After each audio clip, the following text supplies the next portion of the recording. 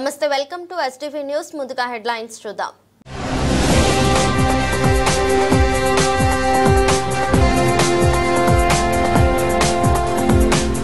అభివృద్ధి పేరుతో పంట పొలాలను లాక్కోవద్దు. మాజీ మంత్రివర్యులు బండే శోభనాథేశ్వరరావు.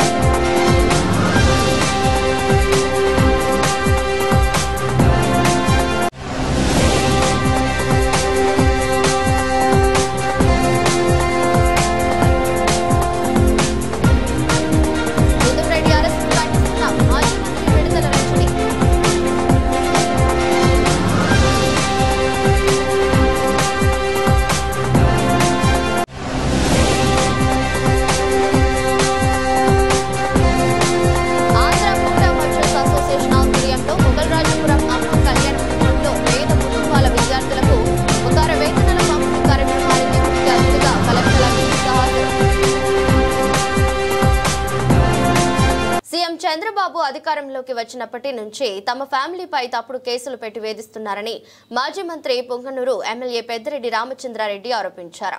పెద్దిరెడ్డి రామచంద్రారెడ్డి కుమారుడు వైసీపీ ఎంపీ మిథున్ రెడ్డిని శనివారం సిట్ అధికారులు అరెస్ట్ చేసిన విషయం తెలిసిందే.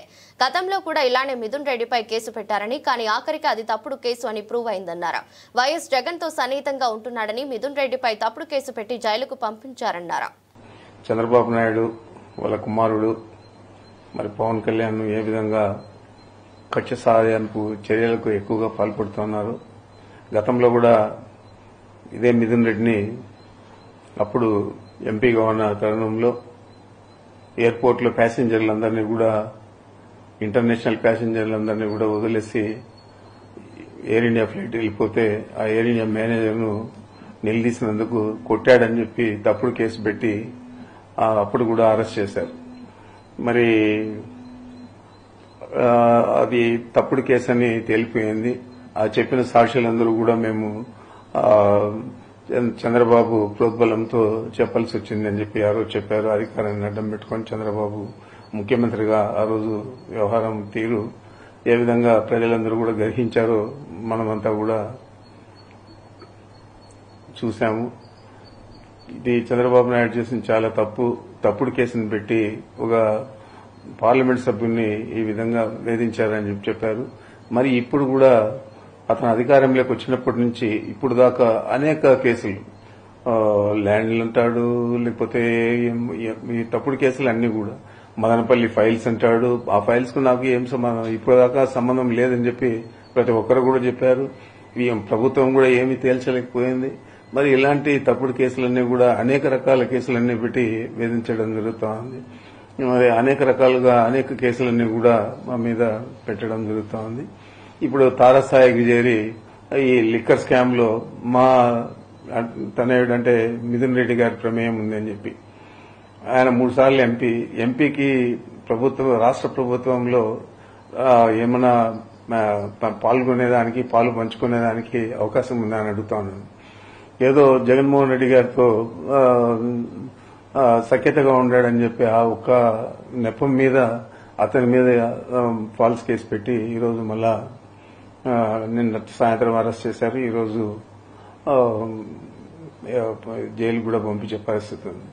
మరి మనం చూస్తున్నాం, ఇది కూడా చూడండి మీరు, తప్పకుండా ఇది కూడా తప్పుడు కేసుగా తేలుతుంది. మరి ఇలాంటి తప్పుడు కేసులన్నీ పెట్టి ప్రభుత్వాన్ని నడుపుతూ ప్రతిపక్ష పార్టీలను అదుపులో తీసుకోవాలనే ఒక వేరే ఆలోచన చంద్రబాబు నాయుడు చేస్తున్నాడు. తప్పకుండా దీని పర్యవసానం వచ్చే ఎన్నికల్లో కాదు, ఆయన రాజకీయ జీవితం మీదే ఒక తీరని మచ్చగా ఏర్పడుతుంది అనేది అతను ఆలోచన చేయలేదు. మరి ఎవరైనా రాజకీయాల్లో అంటే మంచి పేరుతో రిటైర్ అయ్యి బాగా పనిచేశాడని అనిపించుకోవాలి. ఆ విధంగా కాకుండా కక్షపూరితంగా విద్రోహ చర్యలకు ప్రభుత్వమే పాల్పడితే ప్రజలు ఎవరికి చెప్పుకోగలుగుతారని చెప్పి నేను అడుగుతున్నాను. ఈరోజు మిథున్ రెడ్డిని అరెస్ట్ చేయడం అనేది ఆయన ఎంపీనా లేకపోతే 3 సార్లు ఎంపీ మళ్ళా లోక్సభలో ఒక పార్టీకి నాయకత్వం వహిస్తా ఉన్నాడు. ఇవన్నీ ఒక పక్కన పెడితే నా కుమారుడుగా నేను చెప్తున్నాను, ఇది కేవలం మా మీద ఉన్న కక్ష, మా మీద ఉన్న విద్వేషం, ఎన్నికల్లో మేము ధీటుగా ఈ జిల్లాలో పనిచేస్తామని చెప్పి ఆలోచన, ఇవన్నీ కలిపి చంద్రబాబు నాయుడు చాలా తీవ్రమైన వ్యతిరేకతతో ఈ చర్యకు పాల్పడినాడు. దీనికి తప్పకుండా ఈ జిల్లా ప్రజలే కాదు, రాష్ట్ర ప్రజలు కూడా జవాబు చెప్తారు సమయం వచ్చినప్పుడు. నేనైతే దీని మీద చింతించడం లేదు. ఏదైనా కూడా మేము తప్పు చేయలేదు కాబట్టి అరెస్ట్ చేసినా కూడా ఆయన కడిగిన ముత్యంగా మళ్ళా బయటకు వస్తాడు. రాబోయే ఎన్నికల్లో మీరు ఏ విధంగా ఈ అపవాదులన్నీ కూడా ఈ అపకీర్తిని, మరి ఇట్లా అకృత్యాలను, ఇట్లా దుర్మార్గాలను మీరు ప్రజలకు ఏ విధంగా జవాబు చెప్తారో అనేది మీరు ఆలోచించుకోవాలని చెప్పి చంద్రబాబు చెప్తా ఉన్నా. ఏదేమైనా కూడా వైఎస్ జగన్మోహన్ రెడ్డి గారి నాయకత్వంలో వైఎస్ఆర్ కాంగ్రెస్ పార్టీ స్థిరంగా ఉంది. చాలా పట్టుదలగా ఇప్పుడు ప్రజలందరూ కూడా ఈ పార్టీని గెలిపేయాలని ఆలోచన చేస్తా ఉన్నారు. మనం చూసాము, ముగ్గురు ఎస్పీలు, ఏఐజీ, 2000 మంది పోలీసులను పెట్టి రోడ్లన్నీ కూడా అడ్డపడి కనీసం రైతులను, మామిడి రైతులను కలిసేదానికి కూడా అవకాశం లేకుండా చేయాలని ఆలోచన చేస్తే ఏ విధంగా ఒక్క ఉదుపులో కొండలో గుట్టలు ఎక్కి తోటల్లోనూ చెట్లలోనూ అంతా కూడా వచ్చి వేలాది మంది నాట్యం అపురూప కళని దూరదర్శన్ పూర్వ ప్రోగ్రాం డైరెక్టర్ ఓలేటి పార్వతీశం అన్నారు. నాట్య గురువు మల్లిక రామ్ ప్రసాద్ నేతృత్వంలో నాట్యం నేర్చుకున్న వేములపల్లి హాసిని కూచిపూడి నాట్యరంగ ప్రవేశం కార్యక్రమం ఎంబీబీకేలో ఘనంగా జరిగింది. కార్యక్రమానికి ముఖ్య అతిథిగా హాజరైన ఓలేటి పార్వతీశం కుమారి హాసిని నాట్య రీతిని ప్రశంసించారు. హాసిని తల్లిదండ్రులు వేములపల్లి సురేష్ బాబు, నాగశివాని మాట్లాడుతూ అమెరికాలో పుట్ట పెరిగిన హాసిని నాట్య కళను నేర్చుకుని కూచిపూడి నాట్యరంగ ప్రవేశం చేయడం తమకు ఎంతో ఆనందంగా ఉందన్నారు. గురు మల్లిక రామ్ ప్రసాద్ నేతృత్వంలో హాసిని కూచిపూడి నృత్యం, గణేశ స్తుతి, స్వర జతి, భామ కలాపం, శ్రీ వెంకటేశ్వరని స్తుతిస్తూ పలు నాట్య రీతులను ప్రదర్శించి ఆకట్టుకున్నారు. ఆనందపడవలసినటువంటి విషయం ఏమిటంటే, మన ప్రాంతానికి చెందినటువంటి గొప్ప కూచిపూడి నృత్యం ఆమె అమెరికాలో అభ్యసించి గురువు గారి దగ్గర వచ్చి ఇక్కడ రంగప్రవేశం చేయాలి మన విజయవాడ నగరంలో అనుకోవడం చాలా గొప్ప విశేషం. అమెరికాలో విద్యను అభ్యసించి, అలాగే ఆమెకు లభించినటువంటి గురువు గారు మల్లికా రామ్ ప్రసాద్, ఆమె కూడా ఇక్కడి నుంచి అమెరికా దాకా వెళ్ళి అక్కడ ఉండేటువంటి ఆ విద్యార్థుల కోసం ఇటువంటి ఒక పాఠశాలను అక్కడ ఏర్పాటు చేసి నృత్యశాలని వాళ్ళందరికీ నేర్పించడం అనేది కూడా చాలా విశేషం. మనం ఇక్కడ చాలా విశేషంగా గమనించవలసినటువంటి అంశం ఏమిటంటే, మనకి చెందినటువంటి ఈ అద్భుతమైనటువంటి విద్య, ఈ నాట్య కళ ఖండాంతరాల్లో ప్రవహిస్తూ ఉన్నది. వాళ్ళు అక్కడ అభ్యసించి తాము నేర్చుకున్నది ఎంతవరకు సబబుగా ఉందని మన ముందు ప్రదర్శిస్తున్నారు. వీళ్ళ హాసిని చాలా వయసులో చిన్నది అయినా కూడా చక్కటి లయజ్ఞానం మనకు కనపడుతుంది. అలాగే ఆ గురువుగారు కూడా లలిత రాంప్రసాద్ చాలా అందంగా దాన్ని నేర్పిస్తున్నారు. ఈ రకమైనటువంటి చిత్తశుద్ధి మనకి వీటిలో ఉండవలసింది. మన విజయవాడకి అతి చేరువలో ఉన్నది కూచిపూడి, అలాగే దాంట్లో ప్రదర్శించే తరంగం అనేటువంటి అంశం ఉంటుంది. ఆ తరంగం మన గుంటూరు వెళ్ళే రోడ్లో మనకు కనపడుతుంది. కాజా అనే గ్రామం, అక్కడి నుంచి పుట్టిన నారాయణ తీర్థుల వారి తరంగాలు. ఇలాంటివన్నీ కూడా ఖండాంతరమైనటువంటి ఖ్యాతి సంపాదించుకోవడం, ఆ సంపాదించుకున్న దానికి మనం అందరం, ముఖ్యంగా కృష్ణా జిల్లా దానికి ప్రత్యేకమైన ఆటపట్టు కావడం చాలా విశేషం. వాళ్ళందరినీ కూడా నేను అభినందిస్తున్నాను. నా పేరు వేములపల్లి సురేష్ బాబు. నేను ఇక్కడ విజయవాడలో పుట్టాను. మా అమ్మాయి వేములపల్లి హాసిని వాషింగ్టన్ డీసీలో పుట్టింది. ఇవాళ రంగ ప్రవేశం అని కూచిపూడి డ్యాన్స్ చేస్తుంది. 8 పాటలతో కూడిన రంగ ప్రవేశం. ఆమె చాలా ఆహ్లాదకరంగా, చాలా మంచిగా, గొప్పగా చేసినది. అక్కడ డీసీలో పుట్టి అక్కడే చదువుకొని ఇప్పుడు నెక్స్ట్ ఇయర్ 11th గ్రేడ్కి వెళ్తుంది. ఇప్పుడు హానరబుల్ గెస్ట్ ఓలేటి పార్వతీశం గారు వచ్చారు. ఆయన ఆశీస్సులతో ఈ డ్యాన్స్ కార్యక్రమం చాలా బాగా జరిగింది. the teacher was is Malika Bharti garu, she Prasad garu, and ఆమె గురువు గారితో ఆశీస్సులతో చాలా బాగా జరిగింది ఈ కార్యక్రమం. ఇది ఒక్క రోజుతో జరిగిన కృషి కాదు, ఎన్నో సంవత్సరాలు కష్టపడి డ్యాన్స్ నేర్చుకొని కూచిపూడి రంగప్రవేశం ఇవాళ సక్సెస్ఫుల్గా పూర్తి చేశాం. ఇంకా I think thank you. Liquor పాలసీకి ప్రజా ఆమోదం ఉందని, మా వైసీపీ పాలసీకి అనుగుణంగా లిక్కర్ పాలసీ తయారు చేయడం జరిగిందని వైసీపీ సీనియర్ నేత సజ్జల రామకృష్ణారెడ్డి తెలిపారు. కార్పొరేషన్ వ్యవహారాలకి ప్రభుత్వానికి సంబంధం ఏమిటి అని కూటమి ప్రభుత్వాన్ని ప్రశ్నించారు. మద్యం కుంభకోణంపై కూటమి ప్రభుత్వం రాజకీయంగా వైసీపీ నేతలపై అక్రమ కేసులు బనాయిస్తుందని ఆరోపించారు.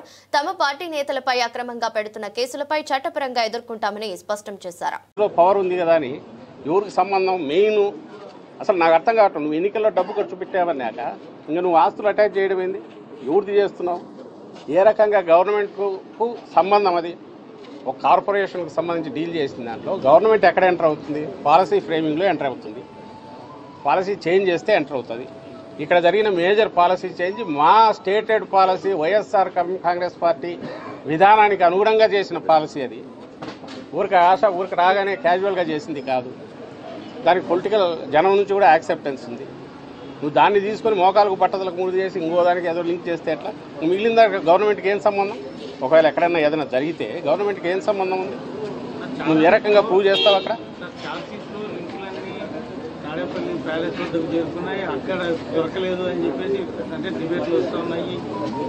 మళ్ళీ అదే అడుగుతున్నారు మీరు. కథ రాయడానికి ఆడేపల్లి ప్యాలెస్ అనొచ్చు, ఇంకోటి వాళ్ళకు ఏదైనా రాయొచ్చు.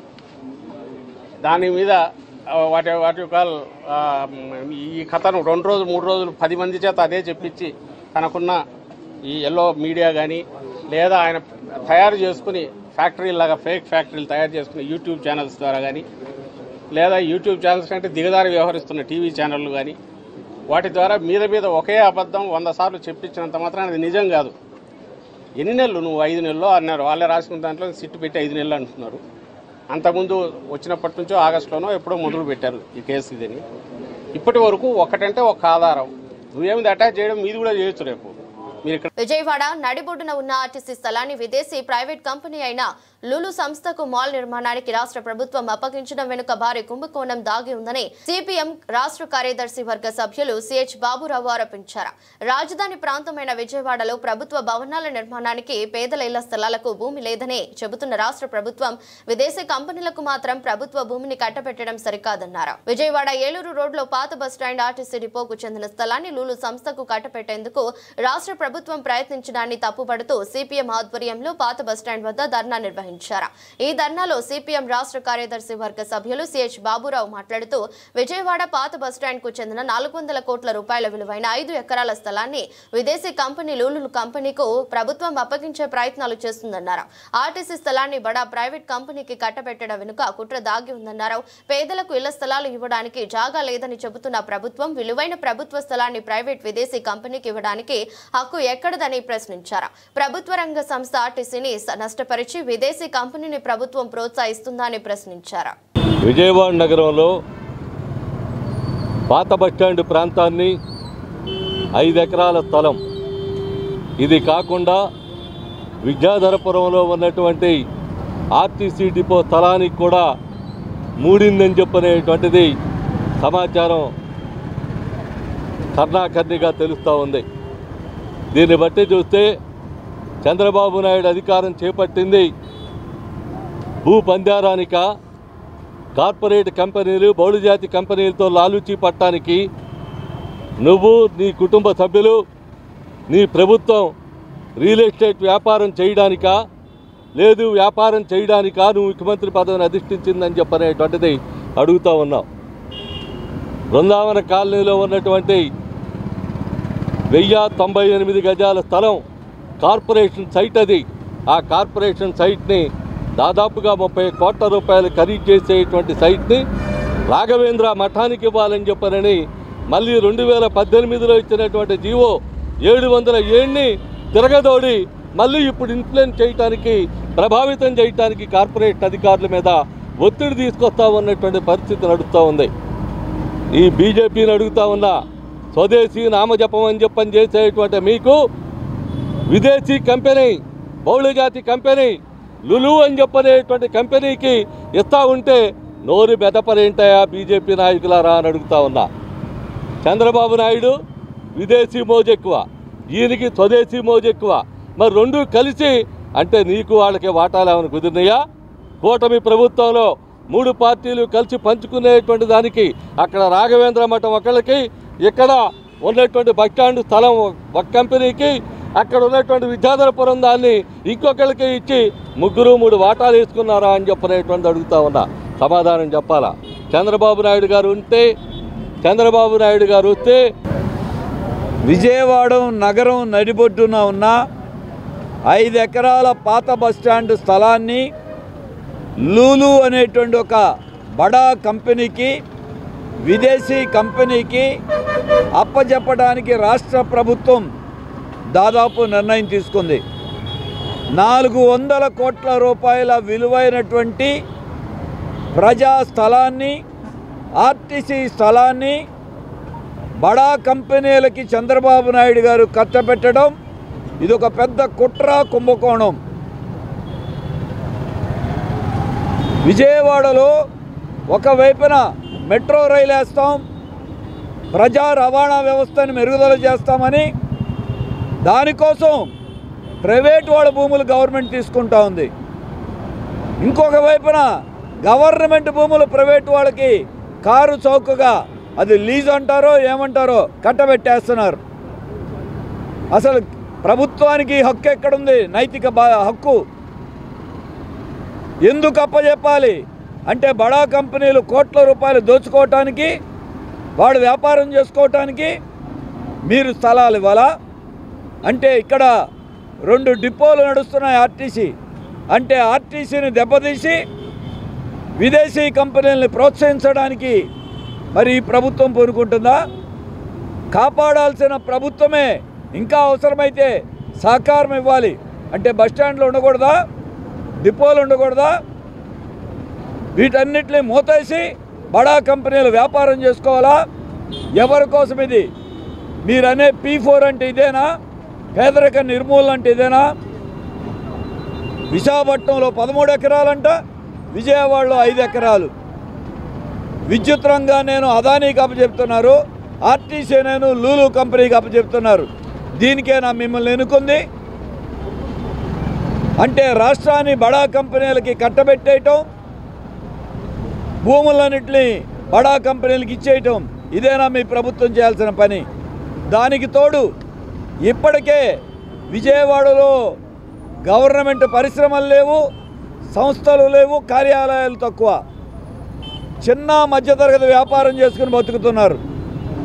Reliance company, DMart, Walmart, metro ఇవన్నీ వచ్చి చిన్న మధ్యతరగతి వ్యాపారాలన్నీ దెబ్బతినిపోయినాయి.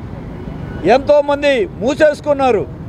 ఇప్పుడు ఈ లూలు మాల్ వస్తే ఆ లూలు మాల్లో చేసే వ్యాపారం విజయవాడలో ఉన్న ఇతర వ్యాపారంలో మూతేసుకోవాల్సిందే.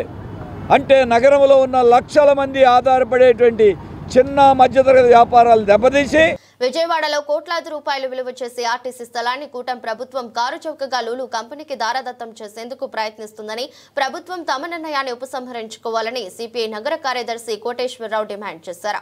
ప్రభుత్వ స్థలాన్ని లూలు కంపెనీకి అప్పచెప్పేందుకు ఆమోదం తెలపకుండా కేబినెట్ సమావేశంలో డిప్యూటీ సీఎం పవన్ కళ్యాణ్ జోక్యం చేసుకోవాలని కోరారు. కోట్ల రూపాయలు విలువ చేసి ఆర్టీసీ స్థలాలను లూలు కంపెనీకి అప్పగించవద్దంటూ విజయవాడ పాత బస్టాండ్ వద్ద సిపిఐ నగర సమితి ఆధ్వర్యంలో సిపిఐ నాయకులు నిరసన కార్యక్రమం చేపట్టారు. కూటమి ప్రభుత్వానికి వ్యతిరేకంగా సిపిఐ శ్రేణులు నినాదాలు చేశారు. ఈ సందర్భంగా సిపిఐ నగర కార్యదర్శి కోటేశ్వరరావు మాట్లాడుతూ, ప్రభుత్వ ఆస్తులను పరిరక్షించాల్సిన పాలకులు తమ అధికారాన్ని అడ్డం పెట్టుకునే బహుళ సంస్థలకు ప్రభుత్వ ఆస్తులను తాకట్టు పెట్టడం సరికాదని మండిపడ్డారు. కార్పొరేట్ సెక్సులు నిర్వహిస్తున్న వ్యాపారాల కారణంగా చిరు వ్యాపారులు దెబ్బతింటున్నాయన్నారు.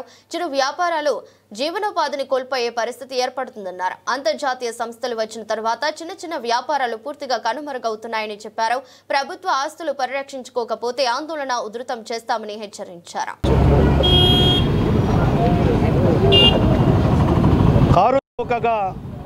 కార్పొరేట్ శక్తులకు ప్రభుత్వ ఆస్తులు ఇస్తున్నటువంటి కూటమి ప్రభుత్వం యొక్క నిర్ణయాన్ని ప్రజలందరూ కూడా తిరస్కరించవలసిందిగా సిపిఐగా విజ్ఞప్తి చేస్తా ఉన్నాం.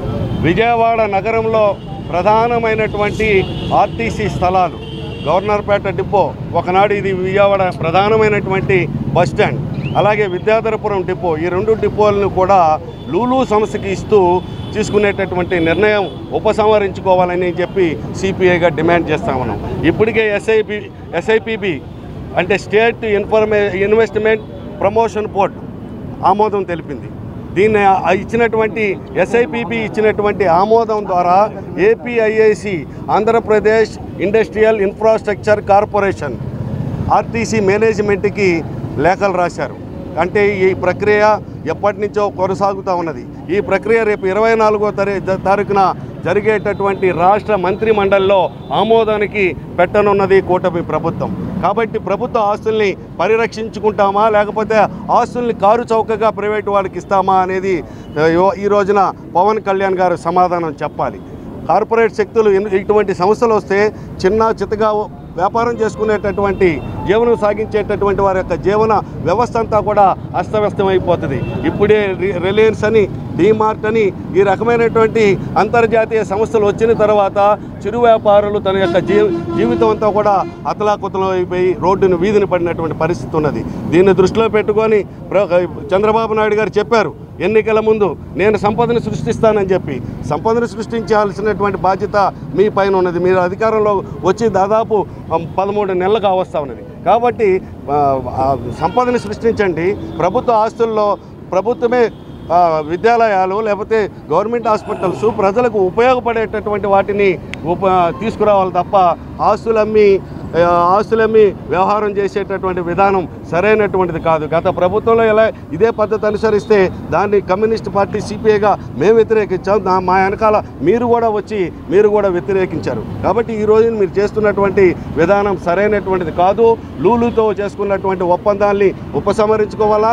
రేపు రాబోయేటటువంటి కాలంలో ఆ రకంగా కాకపోతే కూటమి ప్రభుత్వ విధానాలకు వ్యతిరేకంగా ప్రజలందరూ కూడా ఆస్తులను నమ్మి నువ్వు చేసేటటువంటి నిర్వాహకం అనేటటువంటిది సరైనటువంటిది కాదు చంద్రబాబు నాయుడు గారికి అని చెప్పి ఈ సందర్భంగా విజ్ఞప్తి చేస్తూ ఈ యొక్క ఒప్పందాలు ఏవైతే ఉన్నాయో ఒప్పందాలని ఉపసంహరించుకోవాలని సిపిఐగా డిమాండ్ చేస్తా ఉన్నాం. ఆ రకంగా కాకపోతే రాబోయేటటువంటి కాలంలో ప్రజా ఉద్యమంలో ప్రజలందరినీ కూడా కలుపుకొని ప్రభుత్వ ఆస్తుల్ని పరిరక్షించుకునేటటువంటి ఉద్యమాన్ని సిపిఐ చేపడుతుందని చెప్పి ఈ సందర్భంగా డిమాండ్ చేస్తా ఉన్నాం.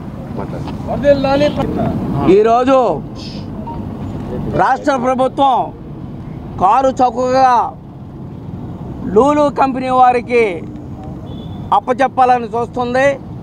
ఈ విజయవాడ నగరంలో నడిబొడ్డున ఉన్నటువంటి పాత బస్ స్టాండు చాలా విస్తరణ చెంది ఉంది. దీన్ని ప్రైవేటు పరంగా లూలు కంపెనీ వాళ్ళకి అప్పచెప్పడం సరైనది కాదు.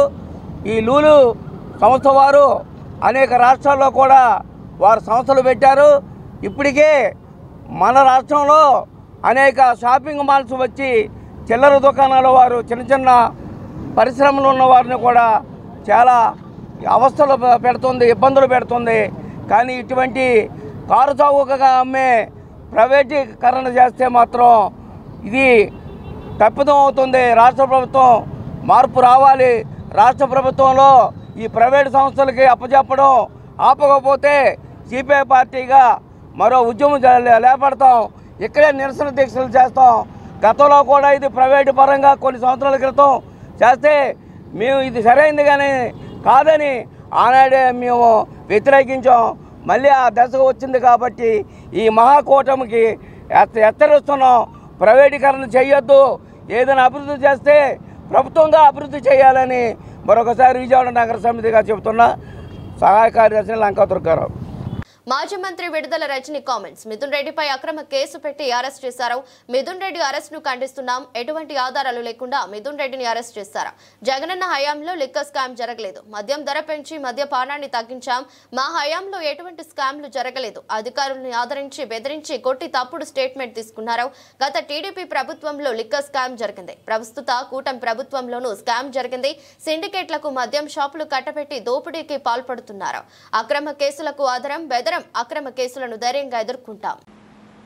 ఈరోజు మా YSR Congress party MP Lok Sabha floor leader Mithun Reddy గారిని అక్రమంగా అరెస్ట్ చేశారు. ఇది అక్రమ కేసు, ఇది అక్రమ అరెస్ట్. ఈ అరెస్ట్ని నేను తీవ్రంగా ఖండిస్తున్నాను. వైఎస్ఆర్ కాంగ్రెస్ పార్టీ తీవ్రంగా ఖండిస్తోంది. ఎటువంటి ఆధారాలు లేకుండా బిల్డప్ నెరేటివ్స్తో, కుక్డ్ స్టోరీస్తో వాటన్నిటినీ బేస్ చేసుకొని ఈ అక్రమ కేసుని మిథున్ రెడ్డి గారి మీద కట్టి మరి ఈ రోజున అరెస్ట్ చేశారు. అధికారాన్ని ఉపయోగించి కొంతమంది గవర్నమెంట్ ఆఫీసర్స్ మీద, గవర్నమెంట్ ఎంప్లాయీస్ మీద, ఇంకా కొంతమంది మీద అధికారాన్ని ప్రయోగించి వాళ్ళని భయపెట్టి, బెదిరించి, తిట్టి, అవసరమైతే కొట్టి, ఆశ చూపించి ఫ్యాబ్రికేటెడ్ స్టేట్మెంట్స్ని వాళ్ళ దగ్గర తీసుకొని ఆ స్టేట్మెంట్స్ని బేస్ చేసుకొని మిథున్ రెడ్డి గారిని అరెస్ట్ చేశారు. దీన్ని లిక్కర్ స్కామ్ అని పేరు పెట్టి senior retired IAS Dhananjaya Reddy గారిని, ఓఎస్డి కృష్ణమోహన్ రెడ్డి గారిని, చెవిరెడ్డి భాస్కర్ రెడ్డి గారిని, ఇప్పుడు మిథున్ రెడ్డి గారిని అరెస్ట్ చేశారు. మా హయాంలో, మా జగనన్న హయాంలో ఎటువంటి లిక్కర్ స్కామ్ జరగలేదు. ఇదే కాదు, ఏ స్కాము జరగలేదు. ప్రజల్లో లిక్కర్ కన్జంప్షన్ ని తగ్గించి గతంలో కన్నా ప్రభుత్వ ఆదాయాన్ని నిలబెడుతూ, ప్రభుత్వ ఆదాయాన్ని పెంచి, ఈ రెండింటినీ బ్యాలెన్స్ చేస్తూ కావాల్సినటువంటి మెజర్స్ తీసుకొచ్చినటువంటి పాలసీయే జగనన్న హయాంలో ఉన్నటువంటి లిక్కర్ పాలసీ. మేము దాన్ని చాలా ట్రాన్స్పరెంట్ గా జగనన్న హయాంలో ఈ పాలసీని అమలు చేయడం జరిగింది. మీరు అంటున్నారు కదా లిక్కర్ స్కామ్ అది ఇదని. అసలు వాస్తవంగా లిక్కర్ స్కామ్ ఎప్పుడు జరిగిందో చెప్పనా? చంద్రబాబు నాయుడు గారి హయాంలో 2014 నుంచి 2019 వరకు మీరు తీసుకొచ్చినటువంటి లిక్కర్ పాలసీ రూల్స్ అన్ని డివేట్ అయ్యి ఏ విధంగా మీరు లిక్కర్ ని ఏ విధంగా మీరు ఎక్స్ప్లాయిట్ చేశారో అప్పుడు జరిగింది. దాన్ని స్కామ్ అంటారు. ఇప్పుడు మళ్ళా చంద్రబాబు నాయుడు గారి హయాంలో ఈ సంవత్సర కాలంగా మీరు తీసుకొచ్చినటువంటి లిక్కర్ పాలసీ, అలాగే ఏ విధంగా మీరు సిండికేట్లు ఏర్పాటు చేసి మీకు నచ్చిన వాళ్ళకి షాపులు ఇచ్చి నచ్చిన రేట్లకి అమ్ముకోవచ్చు అనేటువంటి ఒక ఫ్రీడమ్ ఇచ్చి ఆఖరికి లిక్కర్ ని డోర్ డెలివరీ దాకా కూడా తీసుకొచ్చి పెంచి పోషిస్తున్నారే, ఇది స్కామ్ అంటే. అప్పుడు ఇప్పుడు చంద్రబాబు నాయుడు గారి హయాంలో దీన్ని స్కామ్ అంటారు. వీళ్ళు స్కామ్ చేస్తూ మా జగనన్న హయాంలో లిక్కర్ స్కామ్ జరిగిందని మా వైఎస్ఆర్ కాంగ్రెస్ పార్టీ వాళ్ళని టార్గెట్ చేసి అక్రమంగా కేసులు పెట్టి, అక్రమంగా అరెస్టు చేసి, అక్రమంగా జైలు పాలు చేస్తా ఉన్నారు. ఈ అక్రమ కేసులు కట్టి, ఈ అక్రమ కేసులు పెట్టి అరెస్టు చేసి జైలు పాలు చేస్తే వైఎస్ఆర్ కాంగ్రెస్ పార్టీని ఇబ్బంది పెట్టొచ్చు, మా నాయకుడు జగన్మోహన్ రెడ్డి గారిని ఇబ్బంది పెట్టొచ్చు అని మీరు భావిస్తున్నారేమో. మీరు ఎన్ని ఇబ్బందులు పెట్టినా మేము ధైర్యంగా నిలబడతాము, ఎదుర్కొంటాము. వైఎస్ఆర్ కాంగ్రెస్ పార్టీ ప్రజల కోసం పోరాడుతూనే ఉంటుంది. మా నాయకుడు జగన్మోహన్ రెడ్డి గారు ప్రజల పక్షాన నిరంతరం పోరాడుతూనే ఉంటారు. మేము మీకు స్పష్టం చేస్తుంది ఒక్కటే, వైఎస్ఆర్ కాంగ్రెస్ పార్టీ పేద కుటుంబాల పిల్లలు బాగా చదువుకుని ఉన్నతంగా ఎదగడానికి ఆర్థిక సమస్యలు అడ్డంకి కాకూడదనే ఉద్దేశంతో అమ్మ అసోసియేషన్ అందిస్తున్న ప్రోత్సాహం వెలకట్టలేనిదని జిల్లా కలెక్టర్ డాక్టర్ జి లక్ష్మిసా అన్నారు. అమ్మ సహకారం చిన్నారుల బంగారు భవితకు బాసటగా నిలుస్తుందని చెప్పారు. ఆంధ్ర మోటార్ మర్చెంట్స్ అసోసియేషన్ ఆధ్వర్యంలో మొగల్రాజపురం అమ్మ కళ్యాణ మండపంలో పేద కుటుంబాల విద్యార్థులకు ఉపకార వేతనాలు పంపిణీ కార్యక్రమానికి కలెక్టర్ లక్ష్మిసా ముఖ్య అతిథిగా హాజరయ్యారు. ఈ సందర్భంగా ఆయన మాట్లాడుతూ అమ్మ అసోసియేషన్ ఆటోమొబైల్ రంగంలో పనిచేసే కుటుంబాలను అమ్మల ఆదరిస్తుందని 3 దశాబ్దాలుగా క్రమం తప్పకుండా చిన్నారులకు ఉపకార వేతనాలు అందించడం ఎందరికో స్ఫూర్తినిస్తుందన్నారు.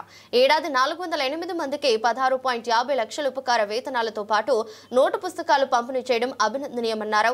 పేదరికం లేని సమాజ నిర్మాణం కోసం ముఖ్యమంత్రి P4 విధానాన్ని తీసుకొచ్చారని, దాదాపు 300 బంగారు కుటుంబాలకు మార్గదర్శులుగా వ్యవహరించి ఆ కుటుంబాలను అన్ని విధాలా పైకి తీసుకొచ్చేందుకు అమ్మ అసోసియేషన్ ముందుకు రావడం అభినందనీయమని స్పష్టం చేశారు.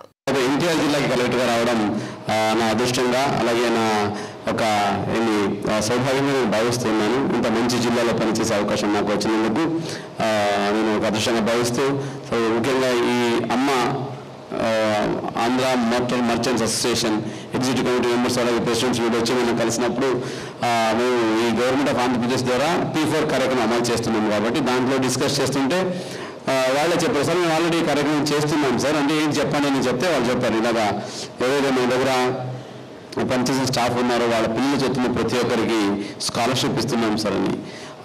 అంటే అదే యాక్చువల్లీ ఈవెన్ P4 కార్యక్రమంలో కూడా గౌరవ ముఖ్యమంత్రి వాళ్ళు కూడా అదే కోరుతూ ఉండేది. ఎవరైతే చదవాలనుకుంటున్నారో, వాళ్ళకి స్తోమత లేదో, మంచి మంచి ఆశలు పెట్టుకున్నారో, ఆకాశాన్ని మనం తాకాలనుకుంటున్నారు చదివి, వాళ్ళకి సపోర్ట్ చేయడమే పెద్ద ఇది సపోర్ట్, మనం ఇచ్చే ఒక సహకారం. సో దాన్ని ఆల్రెడీ మేము చేస్తున్నాం సార్. ఇంకా డీటెయిల్గా చెప్పండి ఏం చేస్తున్నారంటే చాలా చక్కగా చెప్పారు. ఆరోగ్యం ఫ్రీ ఆఫ్ కాస్ట్, వాళ్ళకి మెడికల్ ఎయిడ్ ఏంటి, టెస్ట్లు అయితేనేంటి, హాస్పిటల్ పెట్టిస్తున్నాం, వాళ్ళకి చదివిస్తున్నాము. కరోనా టైంలో అలాగే మన జరిగిన ఫ్లడ్ టైంలో కూడా చాలా వరకు అమ్మ ద్వారా చాలా హెల్ప్ చేసాం సార్. చాలా ఆనందం అనిపించింది. అప్పుడే చెప్పాను ఏదైనా నెక్స్ట్ ప్రోగ్రామ్ ఉంటే చెప్పండి, నేను వస్తాను ఒకసారి అని. సో ఆ రిక్వెస్ట్ ఇంత త్వరగా మీరు హ్యాండిల్ చేసి పిలిచినందుకు చాలా ఆనందంగా ఉంది. దానికి ఎగ్జిక్యూటివ్ కమిటీ అమ్మకి అలాగే మెంబర్స్ అందరికీ ధన్యవాదాలు తెలియజేసుకుంటూ, పిల్లలకి ఏదైతే స్కాలర్షిప్ ఇస్తున్నారో పిల్లలందరికీ అభినందనలు తెలియజేస్తున్నాను. ఇట్లాగే ఒక సపోర్టింగ్ హ్యాండ్ ఉంటే ఏదైనా సాధించవచ్చు. మనందరికీ తెలుసు 10,000 సంవత్సరాల నుంచి ఇవాళ ఈ మన మానవ సంతతి ప్రతి ఒక్కరి బ్రెయిన్ సేమే. ఓకే, ప్రతి ఒక్కరికి బ్రెయిన్ ఉంటుంది, ప్రతి ఒక్కరు ఆలోచించగలరు, ప్రతి ఒక్కరు ఏదైనా సాధించగలరు. కానీ దాన్ని సాధించడానికి కొన్ని అవకాశాలు, వేదికలు కల్పిస్తే చాలు. సో ఆ వేదికని అమ్మ ఈరోజు ఇంతమంది కల్పిస్తూ ఉందని వినడానికి చాలా ఆనందంగా ఉంది. సో ఇదే స్ఫూర్తితో గౌరవ ముఖ్యమంత్రి గారు నారా చంద్రబాబు నాయుడు గారు P4 కార్యక్రమం చేపట్టారు. సర్వ ఉద్దేశం ఏంటంటే చాలా మందికి తెలిసే ఉంది, వీరికైతే 2-3 సార్లు ఆల్రెడీ చెప్పేశాను, అంటే మిగతా కూడా just for sake of repetition చెప్తూ ఉన్నాను. P4 కార్యక్రమం వచ్చి ఇదే సమాజంలో పుట్టిన చాలామంది, ఇప్పుడు అమ్మ ఉంది, అమ్మ మెంబర్స్ ఉన్నారు, కొంతమంది అధికారులు ఉన్నారు, కొంతమంది బిజినెస్ పీపుల్ ఉన్నారు, ఎంతమంది పొలిటీషియన్స్ ఉన్నారు. మేమందరూ ఇదే మా సమయంలో పుట్టాము. సో పెరిగి చాలామంది మంచి మంచి స్థాయిలో ఉన్నారు ఈరోజు. ఓకే, ఇండియాలో పుట్టిన ఈరోజు వరల్డ్ లెవెల్లో ప్రపంచ స్థాయిలో ఈరోజు CEOలు అయి ఉన్నారు, MDలు అయి ఉన్నారు. అదే కొంతమంది ఇదే సమయంలో పుట్టాము కానీ అక్కడే ఉండిపోయినారు. ఏదో కారణం వల్ల పైకి రాలేకపోయారు. వాళ్ళు ఇంకా పేదవాళ్ళుగానే ఉన్నారు. ఇప్పుడు ప్రతిరోజు భోజనం తినడానికి కూడా కష్టమయ్యే పరిస్థితి ఉన్న సిచ్యువేషన్ ఉన్న వాళ్ళు కూడా ఇదే సమాజంలో ఉన్నారు. సో అలా ఉంటే సమాజం డెవలప్ అయింది లేదా డెవలప్డ్ కంట్రీ అవుతుందని ఎలా అనుకుంటాము. వికసిత భారత్లో గౌరవ ప్రధానమంత్రి ఎవరు 2047 నాటికి అంటే స్వతంత్రం వచ్చే 100 సంవత్సరానికి మన దేశాన్ని అభివృద్ధి చెందిన దేశం చేయాలని లక్ష్యం పెట్టుకున్నారు. అలాగే మన రాష్ట్ర ఆంధ్రప్రదేశ్ని 2047 నాటికి స్వర్ణాంధ్రప్రదేశ్కి తీర్చిదిద్దాలి. ఏ ఒక్కరు పేదవాళ్ళు ఉండకూడదు, ప్రతి ఒక్కరికి మంచి తలసరి ఆదాయాలు ఉండాలి, ప్రతి ఒక్కరు మంచి మంచి స్థానంలో ఉండాలి, ప్రతి ఒక్కరు ఇంకొకరు ఇచ్చే స్థాయిలో ఉండాలి కానీ తీసుకునే స్థాయిలో ఉండకూడదు అనే పరిస్థితి ఆంధ్రప్రదేశ్ కూడా రావాలని స్వర్ణాంధ్ర కోసము స్వర్ణాంధ్ర విజయం తీసుకొచ్చారు. ఇది కనుక మనం సాధించాలంటే ఏదైతే ఇప్పుడు చెప్పాను, ఇంకా చాలా మందికి చాలా కష్టాలు ఉన్నాయి, పేదరికంగా ఉన్నారు కదా, వాళ్ళని కనుక మనం పేదరికం నుంచి బయటికి తీసుకురాకపోతే మనం Swarnandhra Andhra motor merchants association అమ్మ, ఇది చాలా చిరపరితమైన పేరు. విజయవాడలో అలాగే ఆంధ్రలో ప్రతి ఒక్కరికి ఇది ఎంతో తెలిసిన పేరు. సో ఈరోజు అమ్మ అసోసియేషన్ ఆధ్వర్యంలో ఏదైతే గౌరవ ముఖ్యమంత్రి గారు మనకు ఇచ్చిన ఈ కాన్సెప్ట్ P4 కార్యక్రమం ఉందో దాన్ని కూడా అనుసంధానం చేసుకుంటూ ఈరోజు వందలాది మంది పిల్లలకి స్కాలర్షిప్ ఈరోజు అమ్మ అసోసియేషన్ వాళ్ళు స్పాన్సర్ చేసి ఆ పిల్లల జీవితాలు బాగుండాలని ఈరోజు మార్గదర్శులుగా ముందుకు వచ్చారు. సో ఇదే కాకుండా P4 కార్యక్రమం కూడా ఎన్నో కుటుంబాలను వాళ్ళు అడాప్ట్ చేసుకుని ఆ కుటుంబాలకు అండగా ఉంటూ వాళ్ళు పేదరికం నుంచి బయటికి రావడానికి దోహదపడతామని ఈ సందర్భంగా ముందుకు వచ్చారు. ఈ సందర్భంగా అమ్మ అసోసియేషన్ వాళ్ళందరికీ ప్రతిపూర్వక అభినందనలు తెలియజేసుకుంటూ ఉన్నాను. అలాగే విజయవాడలో ఎంతో పొటెన్షియల్ ఉంది, ఎంతోమంది పారిశ్రామికవేత్తలు ఉన్నారు, ఎంతోమంది పెద్ద వాళ్ళు ఉన్నారు. సో అందరూ ముందుకు రావాలి. మన జిల్లాలో ఉన్న 86,000 మంది ఈ బంగారు కుటుంబాలని ఆదుకుంటూ వాళ్ళందరినీ పేదరికం నుంచి బయటికి తీసుకురావడానికి పడాలి. అట్లాగే మన జిల్లాని పేదరికం లేని జిల్లాగా 2029 సంవత్సరం నాటికి తీర్చిదిద్దడానికి అందరూ సహకారం చేయాలని సందర్భంగా కోరుకుంటూ మళ్ళీ ఒకసారి అమ్మ అసోసియేషన్ వాళ్ళందరికీ హృదయపూర్వక ధన్యవాదాలు. అలాగే ఈరోజు స్కాలర్షిప్ పొందిన ప్రతి ఒక్క పిల్లలకి వాళ్ళ తల్లిదండ్రులకి అభినందన తెలియజేస్తూ ఈ యొక్క స్ఫూర్తితో మన జిల్లాలో ఎడ్యుకేషన్ అయితేనేంటి, అట్లాగే P4 కార్యక్రమాలు అయితేనేంటి, అలాగే పరిశుద్ధ కార్యక్రమాలు అయితేనేంటి, సో అట్లాగే ట్రైనింగ్లో అయితేనేంటి, ఇవన్నింటిలో మన జిల్లాని అగ్రగామిగా నిలుపుతూ మన జిల్లాని అభివృద్ధికి ప్రతి ఒక్కరు తోడ్పడాలి అనే సందర్భంగా తెలియజేసుకుంటూ సెలవు. Thank you. రాష్ట్ర వ్యాప్తంగా వేలాది ఎకరాలను అభివృద్ధి పేరుతో లాక్కుంటూ పచ్చని పంట పొలాలను ధ్వంసం చేయాలనే నిర్ణయాన్ని పునఃపరిశీలించాలని చేసుకోవాలని రాష్ట్ర ప్రభుత్వానికి మాజీ మంత్రివర్యులు వడ్డే శోభనాద్రీశ్వరరావు విజ్ఞప్తి చేశారు. ఈ నెల 20వ తేదీ ఆదివారం ఉదయం జన చైతన్య వేదిక హాలులో కరేడు భూముల నేపథ్యంలో అభివృద్ధి పేరుతో భూదోపిడీ అనే అంశంపై జరిగిన చర్చా గోష్ఠికి జన చైతన్య వేదిక రాష్ట్ర అధ్యక్షులు వల్లంరెడ్డి లక్ష్మణ్ రెడ్డి అధ్యక్షత వహించారు. ప్రధాన వక్తగా విచ్చేసిన వడ్డే శోభనాద్రీశ్వరరావు ప్రసంగిస్తూ 5,500 ఎకరాలు విస్తీర్ణంలో ఉన్న శ్రీ సిటీలో 300కు పైగా 30 దేశాల కంపెనీలు కొనసాగుతుంటే నేడు 8,500 ఎకరాల పచ్చని పొంట పొలాలను ఇండోసోల్ అనే ఒక్క కంపెనీకి దారదత్తం చేయాలనే కుటిక ప్రయత్నాన్ని విరమించుకోవాలన్నారు. వేలాది మంది కరేడు రైతులు ఏకత్రాటిపై నిలబడి తమ భూములను రక్షించుకోవడానికి చేస్తున్న పోరాటాన్ని అభినందించారు. అమరావతి 2వ దశలో 44,000 ఎకరాలు తీసుకుని అందులో 1,500 ఎకరాలతో రైల్వే స్టేషన్, 2,500 ఎకరాలతో స్పోర్ట్స్ సిటీలతో పాటు 5,000 ఎకరాలతో అంతర్జాతీయ విమానాశ్రయం ఏర్పాటు చేయాలని భావించడం అవివేకమన్నారు. 140 మీటర్ల వెడల్పుతో 189 కిలోమీటర్ల పొడవైన 8 లైన్ల ఔటర్ రింగ్ రోడ్డు ప్రపంచంలో ఏ దేశ నగరాలలో లేని విధంగా నిర్మించాలనుకోవటం, ఇందుకోసం 8,500 ఎకరాల భూమిని సేకరించడం దుర్మార్గమన్నారు. ఈ కార్యక్రమంలో సామాజిక విశ్లేషకులు టి ధనుంజయరెడ్డి, కరేడు పోరాట సమితి కమిటీ నేతలు ఎన్ Sukanya, P Ramalakshmamma, professor DR Subrahmanyam, కొరివి వినయ్ కుమార్, ప్రొఫెసర్ ఎన్ వేణుగోపాలరావు, సిపిఎం జిల్లా కార్యదర్శి వై నేతాజీ తదితరులు ప్రసంగించారు. మనం ఎవరమైనా ఏ పార్టీ అయినా ఏ వృత్తిలో ఉన్నా అభివృద్ధిని కాంక్షించుతాం. అభివృద్ధి జరగాలి, తప్పనిసరిగా ఉపాధి అవకాశాలు రావాలి, పేదవాడికి యొక్క ఆర్థిక పరిస్థితులు బాగుపడాలి. కానీ అదే సమయంలో ఆ పేరుతో భూములు తీసుకునే సందర్భంగా ఆ భూములలో ఎక్కువ మంది, దేశంలోనే కాదు కరేడులో కూడా ఎక్కువ మంది సన్నకారు చిన్న రైతులే.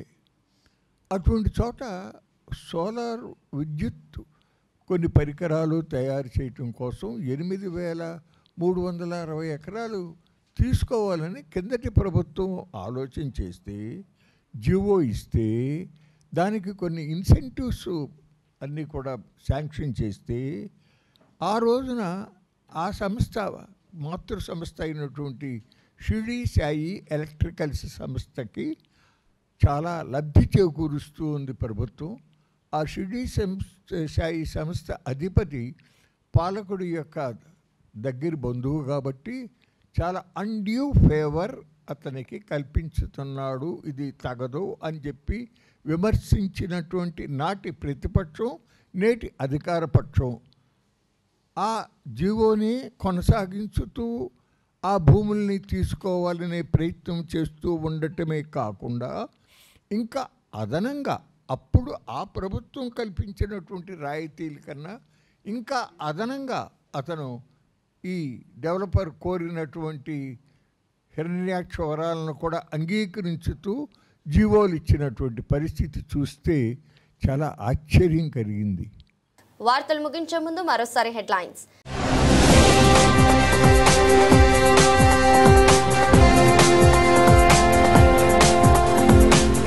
అభివృద్ధి పేరుతో పంట పొలాలను దాచుకోవద్దు, మాజీ మంత్రివర్యులు బండే శోభనాథేశ్వరరావు.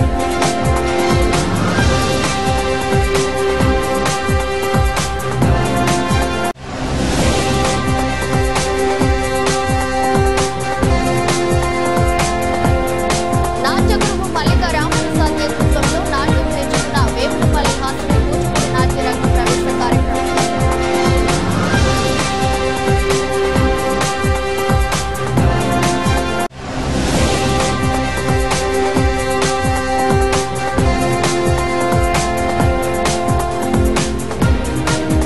ముద్దురెడ్డి అరెస్టు ఖండిస్తున్న మాజీ మంత్రి విడుదల రజని.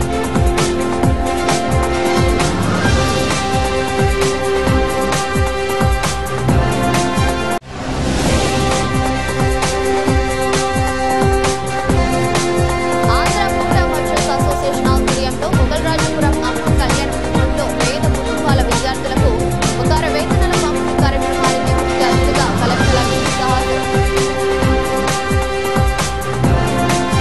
ఇదరస్ట్ బులెటిన్, మరో బులెటిన్లో మళ్ళీ కలుద్దాం. అంతవరకు సెలవు, నమస్కారం.